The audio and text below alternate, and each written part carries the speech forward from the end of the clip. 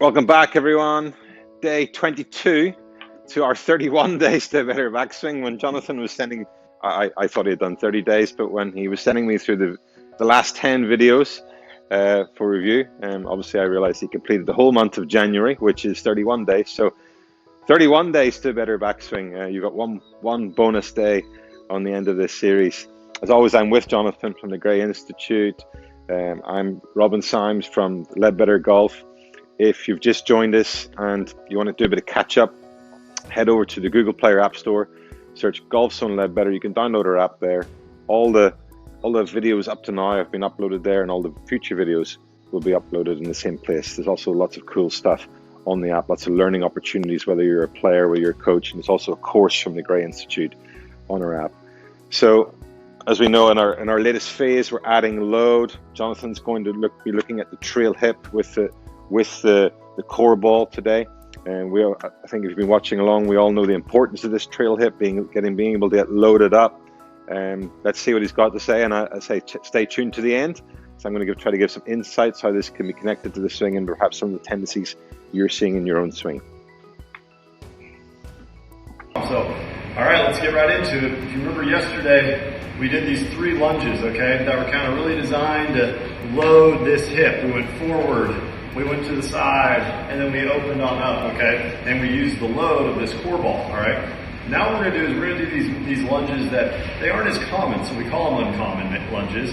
We're gonna do one where we step back, okay? So that's gonna be a little bit more strength training for this hip, but it's really gonna be creating some good mobility of this stance hip right here, okay? So as we lunge back, we're gonna be getting some nice lengthening in the backside of our hip and our hamstring. As we cross over, we're gonna be getting some nice lengthening through kind of the outside of our hip, all the way down through that side, maybe that IT band area. And then when we rotate around, we're really gonna wind up that backside trail hip, okay? So that's what we're gonna do. We're just gonna start in our golf posture. Eyes looking at the ball like we're set up at the ball to hit it, and then we're gonna keep our eyes looking at the ball as we swing our arms back into the golf plane, up on the golf plane, up into our backswing while we do the lunge. So here we go. Step back, back, back, across. You're stepping across, try to keep those hips facing relatively straight ahead, okay? You're not rotating very much yet. You're working more to the side, and then you rotate. Again, you can kind of have some fun with this one, right? You can sort of go back, side, rotate, back, side, and rotate, okay? So that's a variation. And again, we talked about maybe a variation of starting first with the rotation one, right? So really allowing our hips to turn, which frees up our shoulders to make a turn, and do that one first, okay?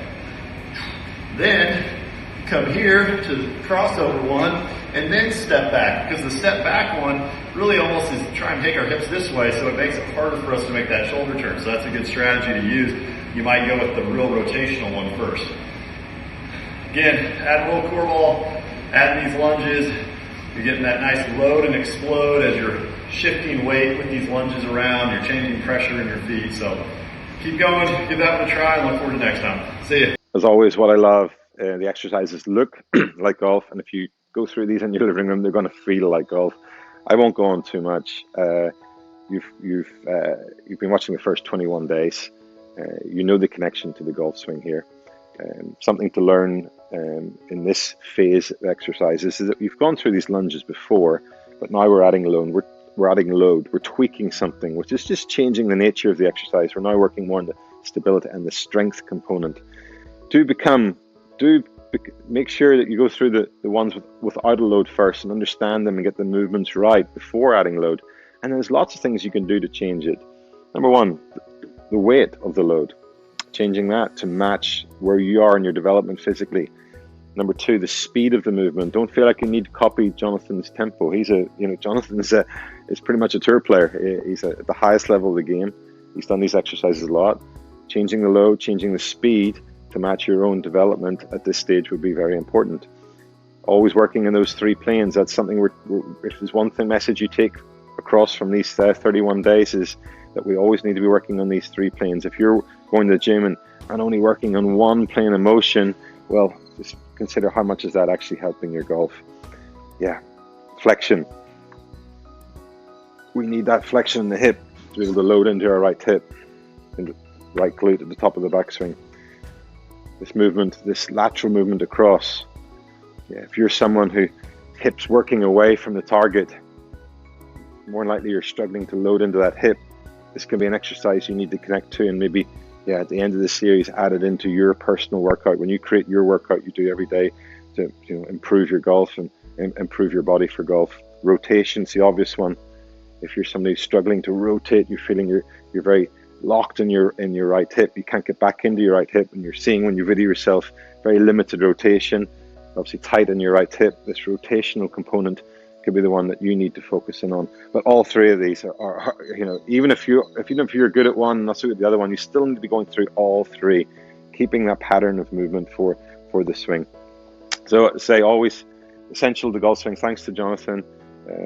Yeah, we've got a bit of weight out now, and we look forward to seeing you again tomorrow.